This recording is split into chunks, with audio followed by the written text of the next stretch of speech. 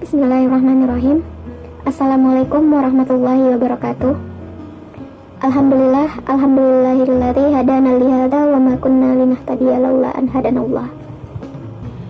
Baiklah, perkenalkan, nama Ana Rizda Munawarah. Posisi Ana di Arisala sebagai staf perpustakaan MA di Putri.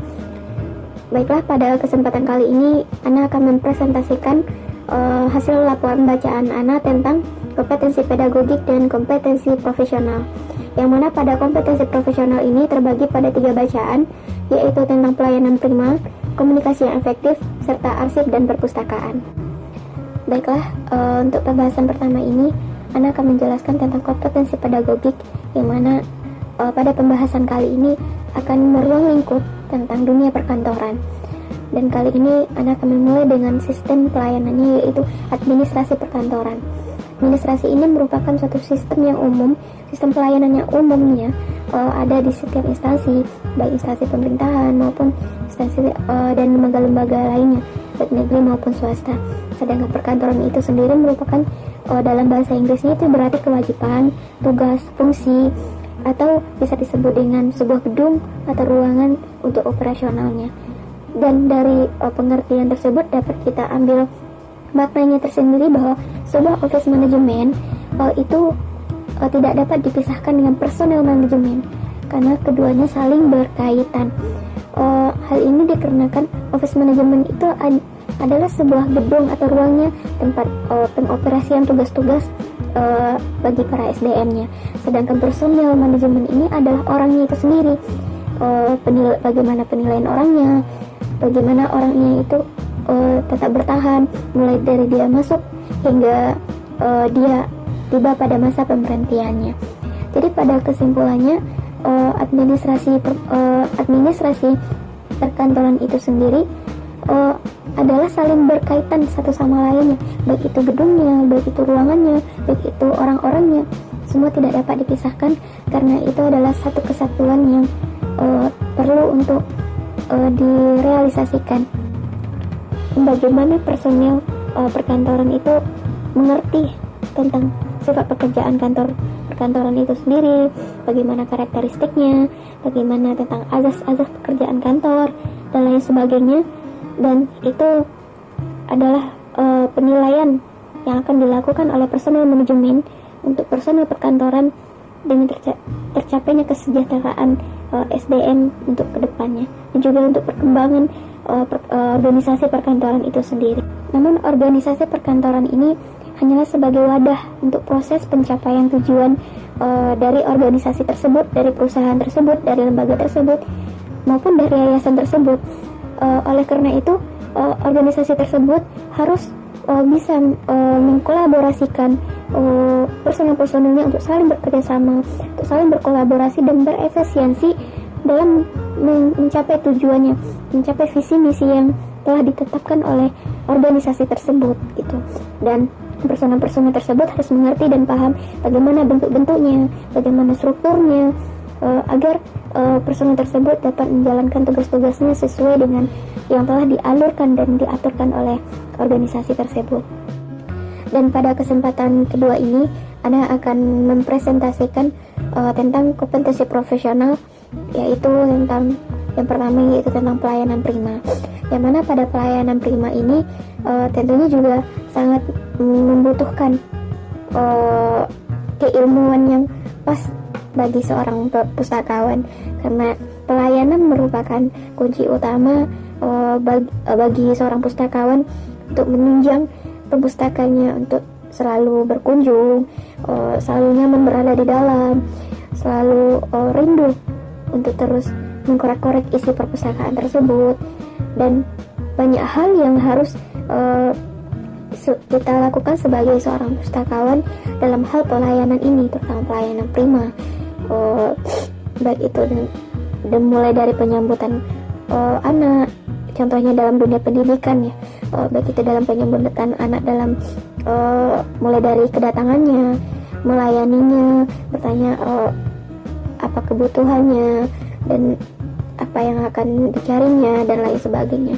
Namun dalam sisi lain, kita harus memiliki sikap attitude action, attention, dan lainnya. Karena hal ini berhubungan dengan sikap, tindakan kita terhadap anak, tingkah kita terhadap anak dalam dunia pendidikan, dan itu saja untuk anak. Kita harus semaksimal mungkin memberikan pelayanan yang baik, biar dia tidak bosan, biar dia selalu membaca pembaharuan yang kita adakan, program-program yang kita sterilkan di perpustakaan. Bagaimana perpustakaan itu terus berkembang menurut zamannya, untuk pendigitalannya. Jika hari ini masih dalam sistem pemrograman perpustakaan hibrida, esok juga harus ada semangat untuk mengembangkan perpustakaan digitalnya, agar anak-anak semakin menunjang kedatangannya, mengajak teman-temannya dan lainnya untuk selalu berkunjung baik di waktu luangnya maupun di waktu sempitnya gitu. Dan pelayanan ini kita lakukan sesungguhnya jika di pendidikan, sesungguhnya demi kelancaran akses pelayanan di lembaga yang kita naungi, termasuk dalam yayasan Arisalah ini gitu. Semakin baiknya pelayanan, semisal di Arisalah ini sistem sekolahnya, sistem pendidikannya yaitu boarding.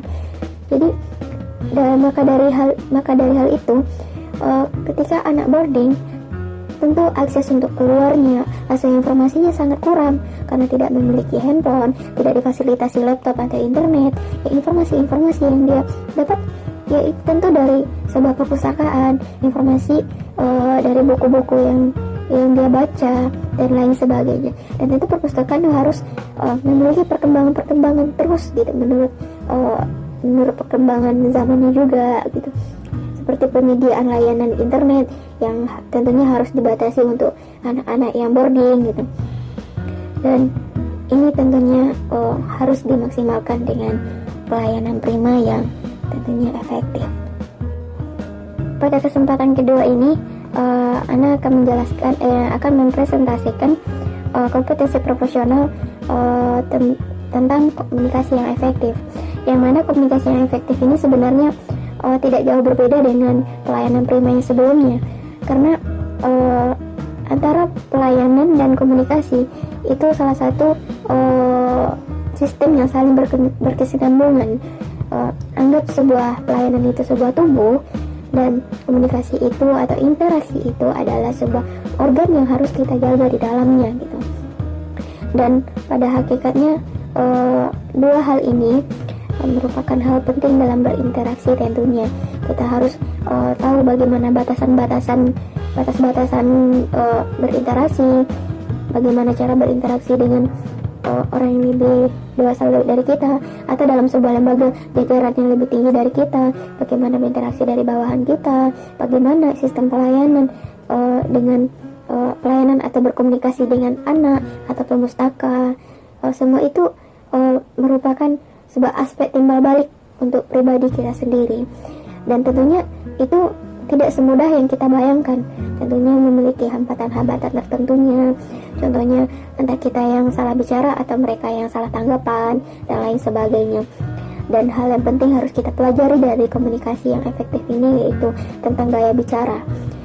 Misalnya niat kita berbicaranya baik, tapi anggapan dari pihak sebelah itu karena nada intonasi kita yang berbeda atau suasana hati kita yang berbeda membawa suasana keluar jadi berbeda, itu akan merespon responnya itu menjadi negatif atau tidak labil atau tidak stabil sampai pada komunikat kita gitu. Dan bahasa ini tidak bisa kita permainkan dalam situasi, dan tidak bisa kita pemahaman gaya bahasa seseorang kepada kita ketika dia sedang marah, ketika dia sedang sedih dan lain sebagainya. Dan tentunya sebagai pelayan yang baik untuk berkomunikasi yang efektif, tentunya kita tahu dengan batasan-batasan tersebut. Semisal Anda sebagai pustakawan, ketika suasana hati Anda lagi sedih atau lagi marah, tentunya ketika pemustaka datang, dengan cara Anda sendiri, tentunya dengan menghela nafas atau mengambil posisi untuk bisa bersikap interaksi yang baik gitu. karena gaya bahasa ini emang bagaimana kita dapat menstabilkan diri kita sendiri ketika suasana tidak bisa mendukung gitu. Dan ini menunjang juga kembali kepada pelayanan yang di awal gitu. Baiklah, selanjutnya Ana akan mempresentasikan kompetensi profesional selanjutnya yang ketiga, yaitu tentang arsip dan perpustakaan, yang mana bagian dari profesi Ana sendiri yaitu sebagai pustakawan. Dan pada hakikatnya arsip dan pustakawan secara umum, kebanyakan masyarakat mengira bahwa arsip itu berada di sebuah perpustakaan. Arsip ini hanya ada di perpustakaan gitu. Padahal persepsi awam tersebut tidak benar adanya. Dan kebenarannya itu adalah arsip dan perpustakaan memiliki kesamaan dan memiliki perbedaan masing-masingnya, tentunya berdasarkan fungsinya, berdasarkan keletakannya atau aspek-aspek tertentunya gitu. Sedangkan aspek fungsinya mungkin ada persamaannya di sana, yaitu fungsi informasi dan penyimpanan serta pengelolaan. Dan tentunya arsip juga tentunya punya pengelolaan tersendiri, seperti pengelolaannya, yang mana jika arsip-arsip kuno harus memiliki sistem penyimpanan suhu sekian dari sekian hingga sekian gitu, atau arsip-arsip yang biasa memiliki massa kertas yang keasaman kertas atau kebasahan kertas yang biasa harus memiliki suhu ruangan seperti ini. Sebenarnya sama dengan perpustakaan, bedanya di perpustakaan sistem penyimpanannya informasinya itu untuk selamanya, sedangkan arsip yaitu kefungsiannya ada masa retensinya, ada masa jangka waktunya seperti yang sudah Ana jelaskan sebelumnya juga gitu. Ada masa kefungsiannya juga. Ini fungsi dari mulai dari kedatangan arsip tersebut, penyimpanannya, pengelolaannya, pelayanannya, hingga ketika masanya habis, ada masanya arsip tersebut harus tetap disimpan sebagai arsip vital atau dokumen rahasia atau dokumen negara, atau sudah layak untuk dimusnahkan dan lain sebagainya ketika masa retensinya itu habis. Sedangkan buku, informasi yang ada pada buku itu berguna selamanya. Dan apalagi jika contohnya dalam dunia pendidikan, ketika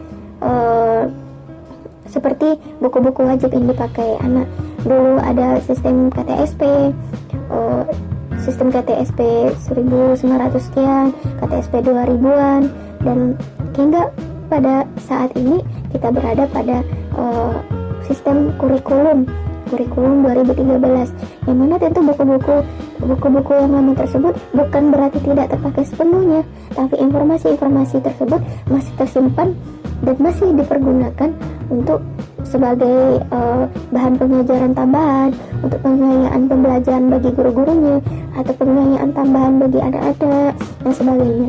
Dan tentunya masanya tentu berkelanjutan, tidak akan musnah seperti arsip yang punya masa-masanya tersendiri gitu. Dan tentunya arsip dan perpustakaan tentu mempunyai arsip, namun arsip belum tentu mempunyai perpustakaan, dan itu pada hakikatnya itu sendiri. Dan baiklah, mungkin itu yang dapat Ana presentasikan dan Ana akan realisasikan, kan Ana praktekkan pada profesi Ana sendiri sebagai seorang pustakawan, insya Allah nantinya. Dan mungkin sekian presentasi Ana pada kesempatan kali ini. Ana sudahi dengan nun wa qalami wa ma yasturun.